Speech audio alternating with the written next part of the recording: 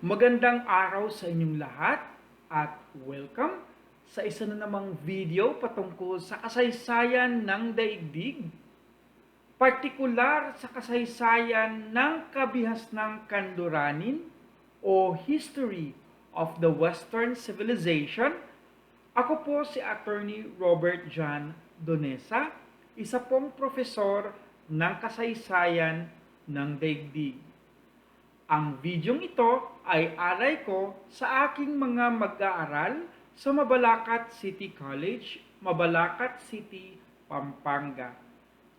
Ang topic po natin sa araw na ito ay patungkol sa sinaunang Ehipto. Ang Ehipto ay isa sa bansa sa silangang dulo ng Hilagang Afrika, sa may baybayin ng dagat Mediteraneo. Ito ay tahanan ng isa sa pinakasinaunang kabiasnan ng ating daigdig. Ang pangalang Ehipto ay nagmula sa salitang Griego na Aegyptos, na siyang bigkas ng mga Griego sa katagang Hawit Korpita, nang ibig sabihin ay bahay ng kaluluwa ni Pita. Ito ang tunay na katawagan ng siyudad ng Memphis. Ang Memphis ay ang kauna-unahang kabisera ng Ehipto at pinakakilalang bagsakan ng kalakalan at sentro ng pananampalataya sa Ehipto. Tinatawag ang bansang Ehipto na Kemet, na ang ibig sabihin ay lupang maitim. Dalawa ang maaaring kadahilanan nito. Lupang maitim dahil sa maiitim at mayayamang lupa na dala ng ilog Nile at inilalagak sa dalampasigan, mga tumana at tabing ilog sa bansa. Lupaing maitim dahil sa maiitim na balat ng mga taga-Ehipto. Sila ay may dugong Afrikano, bagamat tinatayang may iba pang mga lahing naninirahan din sa lugar. Nang lumaon, tinawag nila ang kanilang bansa na Misr, na ang ibig sabihin ay bansa. Ang sinaunang Ehipto ay namayagpag bilang isang bansa sa loob ng libu-libong taon. Mula 8,000 bago ang kasalukuyang panahon hanggang 30 bago ang kasalukuyang panahon. Ang kanyang kabiasnan ay kilala dahil sa kamangha-mangha nitong mga pagsulong o advances sa halos lahat ng bahagi ng kaalamang pantao, mula sa sining hanggang sa agham, sa teknolohiya at sa pananampalataya. Ang mga naglalakihang mga monumento at estatwa kung saan sila kilala, kung saan ang sinaunang Ehipto ay kilala, ay sumasalamin sa lalim at gara ng kabiasnang Ehipto, na siyang naging maimpluwensya sa iba pang mga sinaunang kabiasnan tulad ng Griego at Romano. Isa sa mga naging dahilan ng pangmatagalan na pagkakakilanlan ng kabiasnang Ehipto ay ang pagbibigay diin nito sa ganda ng karanasang pantao. Ang kanilang mga naglalakihang mga monumento, mga libingan, mga simbahan, templo at mga likhang sining, lahat ipinagdiriwang ang buhay ng tao sa mundo at nagsilbing paalala sa kung ano ang kaya nating gawin sa rurok ng ating kakayanan, noon man hanggang sa ngayon. Bagamat kilala ang kabias ng sinaunang Ehipto bilang nakakatakot dahil sa paglalahad nito ng mga patungkol sa kamatayan at sa mga sinaunang tuntunin ng paglibing gaya ng mga mummy. Ito pa rin ay tinatangkilik ng tao dahil wari ito'y nangungusap sa atin at kung ano ang pagiging tao, ano ang kapangyarihan, at ano ang pakay natin sa mundo. Para sa mga taga-Ehipto, ang buhay sa daigdig ay isang bahagi ng walang hanggang paglalakbay. Ang kaluluwa natin ay walang katapusan, walang hanggan, at panandaliang nananatili sa katawan natin dito sa pisikal na daigdig. Kapag tayo ay namamatay, tayo ay hahatulan sa bulwagan ng katotohanan. At kung tayo ay papasa at pahihintulutan, ililipat tayo sa paraisong walang hanggan. Ito ay nasa kabukiran ng mga reeds o mga damo. At ito'y sumasalamin mismo sa buhay natin sa daigdig na ating naiwan. Kasama natin doon sa paraiso ang mga mahal natin sa buhay. Nakasama natin sa buhay sa pisikal na daigdig. At ang mga alaga nating hayop. Kaya ito'y sumasalamin lamang sa kung ano ang meron tayo sa mundo. Ngunit ang buhay na walang hanggan ay makakamtan lamang kapag ang tao ay nabubuhay ayon sa kagustuhan ng mga Diyos sa tamang lugar kung saan ito matatamasa at matatamo. At yan ay ang lupain mismo ng Ehipto. Simulan natin ang ating pagtalakay sa lumang kaharian. Noong panahon na tinatawag na lumang kaharian ng Ehipto, sa mga taong 2613 hanggang 2181 bago ang kasalukuyang panahon, ang mga arkitektura na kumikilala sa mga Diyos ay unti-unti nang nabuo. Sa panahon ding yaon, ilan sa mga kilalang bantayog ngayon sa Ehipto ay itinayo. Halimbawa na dito ang mga piramide at ang malaking Sphinx sa Giza.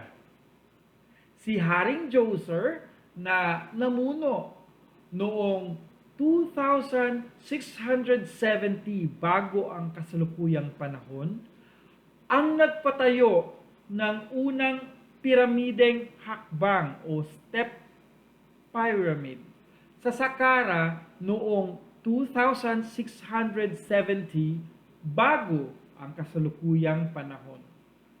Ito ay dinisenyo ng kanyang pangunahing arkitekto at mga gamot na si Imhotep. Ang dambuhalang piramide ng Khufu ay itinayo din sa kanyang pamumuno noong 2589 hanggang 2566 bago ang kasalukuyang panahon. Kasama na ang mga piramide ng Khafre 2558 hanggang 2532 bago ang kasalukuyang panahon at sumunod naman ang piramide ng Menkaure na itinayo noong 2532 hanggang 2503 bago ang kasalukuyang panahon. Ang gara ng mga piramide sa talampas ng Giza, kung hihinuhain sa kanilang tunay na anyo, ay mga dambuhalang malabundok na tatsulok na lubhang makinis at makikintab. Ito ay palatandaan ng kapangyarihan at kayamanan ng mga namumuno sa panahong yon. Ito din ay patunay na mataas na antas ng teknolohiya na nawala ng tao at nabaon na sa limot. Ang teknolohiyang ito ay hindi pa lubos na naiintindihan at matatapatan ng mga inhinyero at arkitekto sa kasalukuyang panahon. Puntahan naman natin ang panahon ng unang pagitan at ang mga Hyksos. Ito'y panahon ng kaguluhan. Unang pagitan. Sa panahon na kilala bilang ang unang pagitan o First Intermediate Period ng Ehipto, ito'y sa mga taon bandang 2181 hanggang 2040 bago ang kasalukuyang panahon, nakitaan ng pagkawala ng kapangyarihan ang sentralisadong pamahalaan at tuluyang pagbagsak nito. Nagkawatak-watak ang Ehipto at naging malalayang distrito.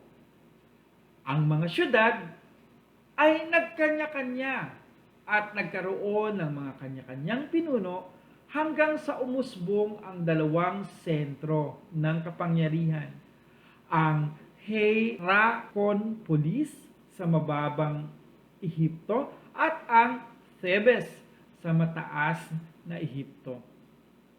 Ang mga sentro ay nagtatag ng kani-kanilang mga dinastiya o hanay ng mga pinuno. Sila ay mga malalayang distrito na paminsan-minsan ay nagtatanghal ng labanan o nag-aaway-away upang masakop ang isa't isa. Noong taong 2040, bago ang kasalukuyang panahon, nagapi ni Mentuhotep II, hari ng Thebes, ang Hierakonpolis at pinagbuklod niya at pinagkaisa niya muli ang Ehipto sa ilalim ng pamumuno ng siyudad ng Thebes. Matatag ang pamumuno ng Thebes at ito ay nagbunga sa pag-usbong ng panahon ng gitnang kaharian.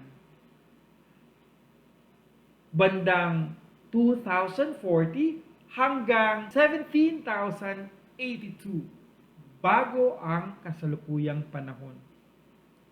Ang gitnang kaharian ay tinagurian ding ang Classical Age, kung saan ang tagumpay ng sining at kultura ay nasa rurok at ang siyudad ng Thebes ang naging pinakamahalaga at pinakamayamang siyudad sa Ehipto. Ang pinakaunang hukbo ay itinatag noong gitnang kaharian ni Haring Amenemhat I, taong 1991 hanggang 1962 bago ang kasalukuyang panahon. Ang templo ng Karnak ay sinimulan sa ilalim ng pamumuno ni San Rosette I, 1971 hanggang 1926 bago ang kasalukuyang panahon. Ang panahon ding ito ay nagbunga ng ilan sa pinakamahusay at pinakamagandang sining at panitikan sa Ehipto. Kaya nga tinatawag na Classical Age ng Ehipto. Ang pang-13 dinastiya ay nabagabag ng mga suliraning panloob. Kaya naman, mabilis silang nasakop ng mga dayuhan na kilala bilang Hyksos. Sinakop nila ang mababang Ehipto, itong mga Hyksos, at ang lunas ng ilog Nile. Ang Hyksos ay mga taong dagat at sila ay nagmula sa bandang Aegean.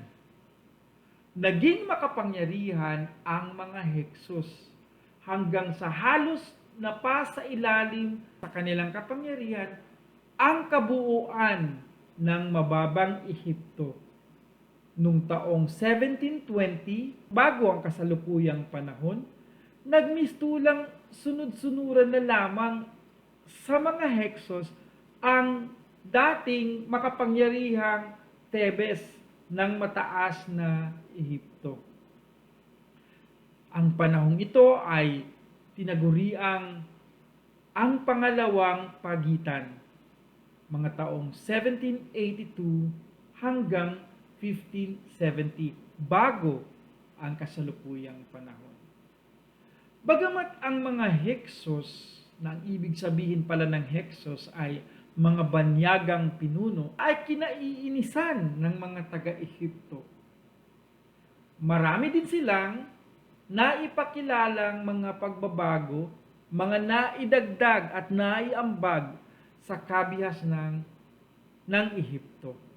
Halimbawa na dito ang paggamit ng kabayo, mga pana, mga sasakyan o chariot, mga gawang tanso at seramika, at mga pagsalit-salit ng mga pananim o crop rotation sa agrikultura. At habang namamayagpag ang pamumuno ng mga Hyksos sa mga daungan at mababang bahagi ng Ehipto, noong 1700 bago ang kasalukuyang panahon, ang kaharian ng Kush ay umusbong sa timog ng Thebes sa may tarangkahan ng Nubia. Nagtanghal ng mga pagsalakay ang mga taga-Ehipto upang itaboy ang mga Hyksos, pero ito ay nabigo. Si Prinsipe Amos I ng Thebes, na namuno noong 1570 hanggang 1544 bago ang kasalukuyang panahon, ang siyang matagumpay na nakapagtaboy sa mga banyaga at pinagbuklod niyang muli ang bansa sa pamumuno ng siyudad ng Thebes. At ito ang nagbunsod sa bagong kaharian. Puntahan natin ang pagtalakay sa bagong kaharian at ang panahong Amarna. Si Amos I ang nagsimula ng bagong kaharian ng Ehipto, bandang 1570 hanggang 1069, bago ang kasalukuyang panahon. Kung kailan muli natamasa ng bansa ang kasaganaan sa ilalim ng sentralisadong pamahalaan. Sa panahong ito, simula ng tinatawag na paraon ang mga namumuno sa Ehipto. Bago dito, ang mga namumuno ay kilala bilang mga hari. Pero simula kay Amos I, siya ang nagpauso sa katawagang paraon. Marami sa mga kilalang pinuno ng Ehipto ang namuno sa panahon ito, at karamihan sa mga bantog na mga gusali sa arkitekturang Ehipto tulad ng Ramesseum, Abu Simbel, mga templo ng Karnak at Luxor, at libingan sa lambak ng mga hari at lambak ng mga reyna ay itinayo o pinaganda sa panahong ito. Sa pagitan ng 1504 hanggang 1492, bago ang kasalukuyang panahon, pinalakas ni Paraon Thutmose I ang kanyang kapangyarihan at pinalawak ang mga nasasakupan ng Ehipto hanggang ilog Euphrates sa hilaga, Syria at Palestina sa kanluran, at Nubia sa timog. Ang kanyang paghahari ay sinundan ni Reyna Hatshepsut 1479 hanggang 1458 bago ang kasalukuyang panahon, na siyang nagpalawak sa kalakalan sa ibang bansa, lalong-lalo na sa lupain ng Punt. Naghari sa Ehipto ang kapayapaan at kasaganaan sa loob ng 22 taon na panunungkulan ni Reyna Hatshepsut. Noong taong 1353, bago ang kasalukuyang panahon, ang paraon na si Amenhotep IV ay umupo sa trono.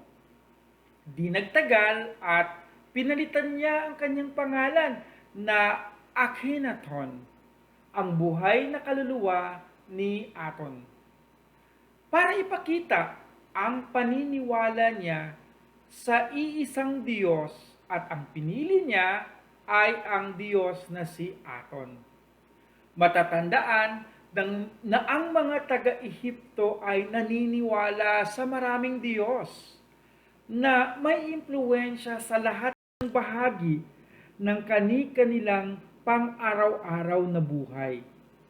Ilan sa mga kilalang Diyos ay sina Amon, Panginoon ng hangin; Osiris, Panginoon ng mga patay; Isis, Panginoon ng panggagamot at mahika; at Hathor, Panginoon ng maraming bagay tulad ng pag-ibig, kagandahan, himig, sayaw, pagkamabunga, at aliw.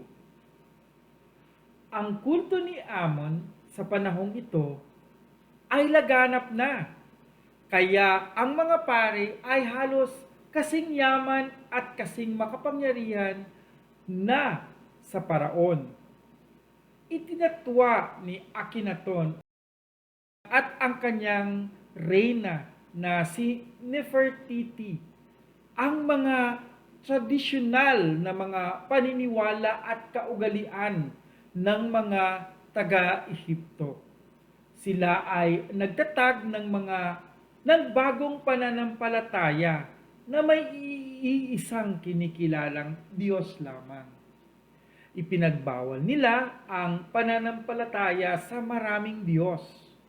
Inilipat nila ang kabisera mula Thebes papuntang Amarna para mailayo ang kanilang pamumuno sa pamamaraan ng mga naunang mga paraon.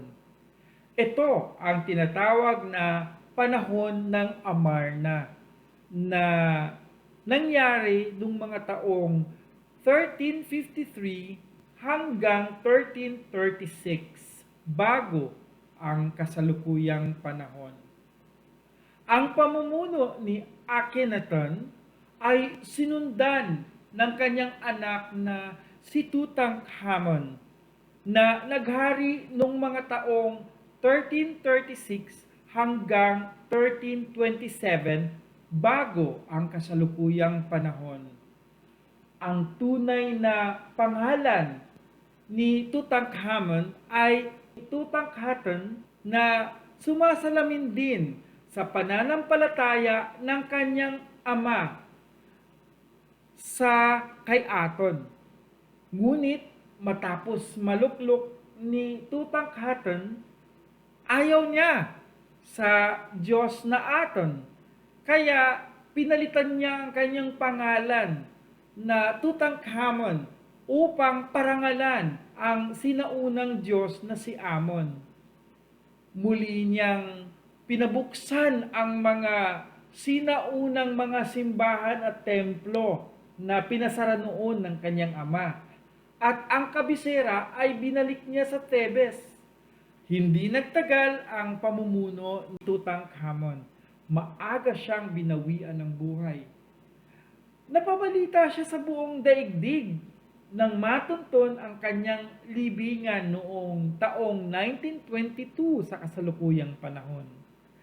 Nakaligtas ito sa mga magnanakaw at halos buo at puno ng mga magagarang pabaon sa kabilang buhay tulad ng mga pagkain, mga kasama ang mga alagang hayop, mga gamit sa bahay, mga laruan. Halos kompleto ang libingan ni Tutankhamun. Kaya sikat na sikat siya sa buong mundo. Noong 1922, sa kasalukuyang panahon, nung ang kanyang libingan ay natuklasan. At swerte na ito ay buo at hindi napasok ng mga magnanakaw. Ngunit, itinuturing na pinakamahusay na pinuno sa bagong kaharian ng Ehipto ay si Ramses II, na kilala din bilang Ramses ang Dakila, na namuno noong 1279 hanggang 1213 bago ang kasalukuyang panahon. Siya ang nagpasimuno sa maraming proyekto ng pagpapatayo ng mga magagarang gusali sa kanyang panahon na hindi napantayan ng kahit sinong paraon sa Ehipto. Upang magawa niya ito, minabuti niyang maging pinuno na mahusay at maayos. Hindi siya corrupt. Itinuturing ni Ramses II ang labanan ng Kadesh noong taong 1274 bago ang kasalukuyang panahon bilang isang malaking tagumpay ng Ehipto. Bagamat sa pag-aaral ngayon parang tabla lang yung labanang yon, itinuturing niyang isang malaking tagumpay. Kinilala din niya ang sarili niya bilang tagapagtanggol ng mga mamamayan at bilang isang Diyos, lalong-lalo na sa mga gusaling kanyang ipinapatayo. Ang kanyang templo ng Abu Simbel na kanyang pinatayo para sa kanyang reyna na si Nefertari ay naglalarawan sa labanan ng Kadesh. At ang mas maliit na templo na matatagpuan sa lugar ay inialay niya sa kanyang paboritong reyna na si Nefertari. Sa ilalim ng paghahari ni Ramses II, naganap ang tinatayang kauna-unahang kasunduang pangkapayapaan sa daigdig natin. Ang kasunduan ng Kadesh o Treaty of Kadesh na pinirmahan noong 1258 bago ang kasalukuyang panahon. Sa kanyang pamumuno, natamasa ng Ehipto ang walang kapantay na kasaganaan at ito'y mahihinuha sa mga bantayog na kanyang ipinapatayo at ipinaayos sa kanyang panunungkulan. Si Ramses II ay kilala bilang isang dakilang ninuno dahil mahaba ang kanyang buhay. Siya ay lolo ng lahat ng mga lolo kasi nauna pang namatay sa kanya ang kanyang mga anak at mga asawa. Kaya naman, bawat nabuhay na taga-Ehipto sa kanyang panahon ay wala nang nakilalang paraon siya lang.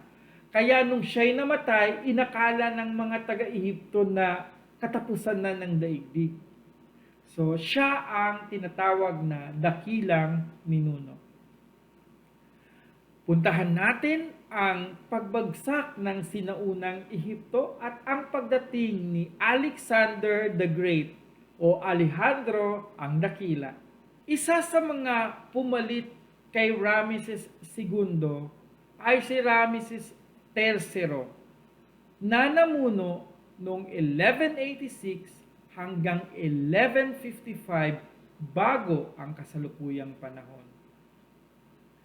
Siya, si Ramses III, ay sumunod sa mga patakarang inilatag ng kanyang mga sinundan na mga paraon. Ngunit, ang yaman at kinang ng Ehipto ay nakatawag pansin sa mga ibang mga lahing mga manlulupig na umaaligid lamang sa Ehipto, lalong-lalo na yung mga taong dagat o mga sea peoples sa pagitan ng 1276 hanggang 1178 bago ang kasalukuyang panahon. Ang mga taong dagat ay talaga namang umaaligid na sa Ehipto at naging banta sa kanilang seguridad. Ginapi sila ni Paraon Ramses II at ang mga sumusunod na mga pinuno sa kanya, lalong-lalo na si Merenptah na namuno noong 1213 hanggang 1202 bago ang kasalukuyang panahon, at ginapi naman din sila ni Ramses III sa labanan ng Sois noong 1178 bago ang kasalukuyang panahon. Pagkatapos ng pamumuno ni Ramses III, unti-unti nang humina ang sentralisadong pamahalaan. Ang mga kaparian at mga pari, lalong-lalo na yung nasa relihiyon ni Amon na muling binalik ni Tutankhamun, ay nakapagmay-ari na ng malalaki at malalawak na lupain at mga kayamanan.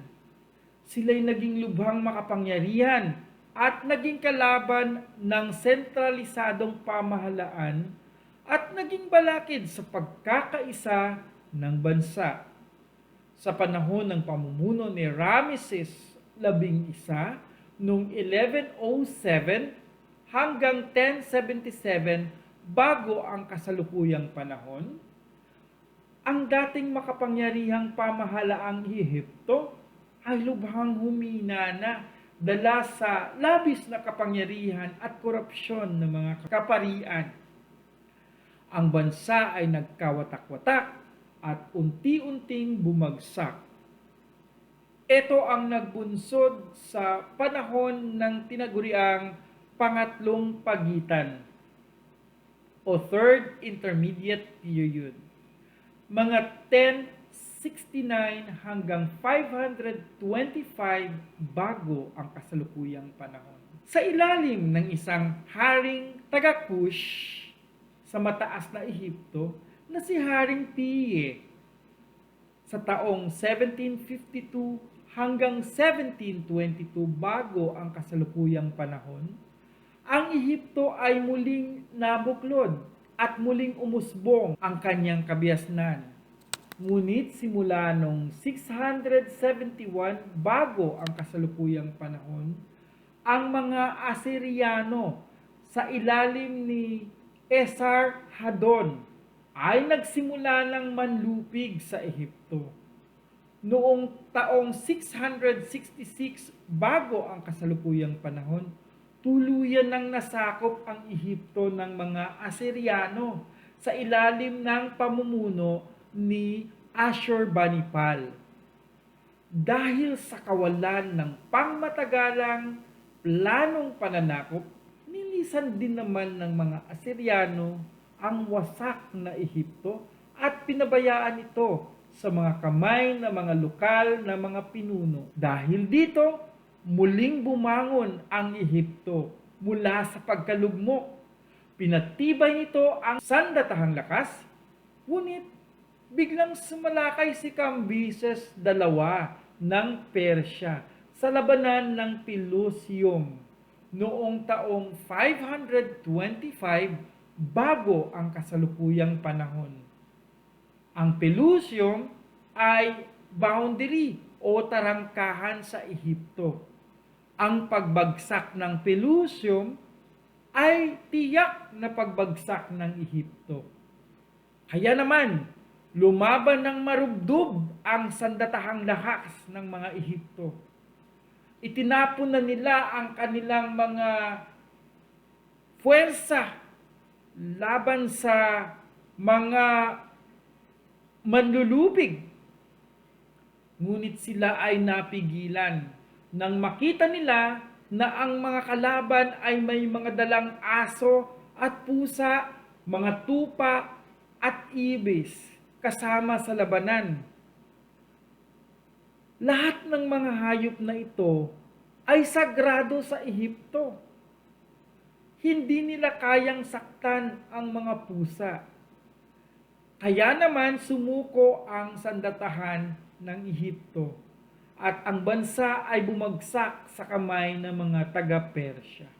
Nananatiling sakop ng Persya ang Ehipto hanggang dumating si Alexander the Great o Alejandro ang Dakila noong 332 bago ang kasalukuyang panahon. Si Alejandro ang Dakila ay kinilala bilang tagapagpalaya ng Ehipto na kanyang sinakop na halos walang labanan. Itinayo niya ang siyudad ng Alexandria, nakapangalan ito sa kanya. Hanggang ngayon nandyan pa at tuluyang sinakop ang Phoenicia at ibang bahagi ng Imperyong Persiano. Maagang namatay si Alexander the Great. Pagkatapos mamatay ni Alexander the Great noong taong 323 bago ang kasalukuyang panahon, dinala ang kanyang bangkay sa Alexandria ng kanyang general na si Ptolemy I Soter. Ang nasabing general ay nagtatag ng dinastiyang Ptolemaic noong taong 323 hanggang 30 bago ang kasalukuyang panahon.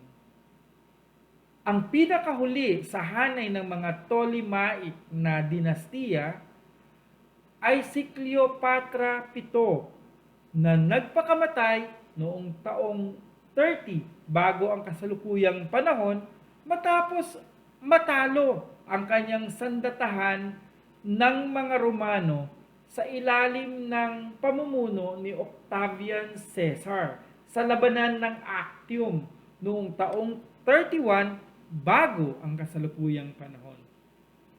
Ang Ehipto ay naging lalawigan ng Imperyong Romano mula sa taong 30 bago ang kasalukuyang panahon hanggang sa 476 sa kasalukuyang panahon. At sunod na naging bahagi ito ng Imperyong Bizantino mula 527 sa kasalukuyang panahon hanggang 646 sa kasalukuyang panahon. Hindi na nakabangon ang Ehipto. Nasakop ito ng mga Arabong Muslim sa pamumuno ni Caliph Omar noong taong 646 sa kasalukuyang panahon at napasa ilalim naman ito ng pamahalaang Islamiko. Napakaganda ang kabihas ng Ehipto. Isa ito sa mga kabihas ng kinagigiliwan ng mga tao kasi nagpapaalala ito sa napakagandang kabihas ng sa daigdig. Isa sa pinakamatatag na kabihasnan na pinalago ng tao sa kanyang pananatili sa mundo sa loob ng libo-libong taon. Yan lamang ang ating talakayan sa araw na ito. At para sa inyong takdang aralin, magmasid-masid sa palibot, sa ating pamayanan, sa ating paaralan, sa ating simbahan, sa ating bahay pamahalaan, sa ating araw-araw na buhay, at tumukoy ng 10 bagay, pangyayari, o anuman na sa tingin nyo ay isang pamana o may bahid ng kabihasnan ng sinaunang Ehipto. 10 lamang. Maraming salamat sa inyong pakikinig at hanggang sa susunod na video. Magandang araw muli sa inyong lahat.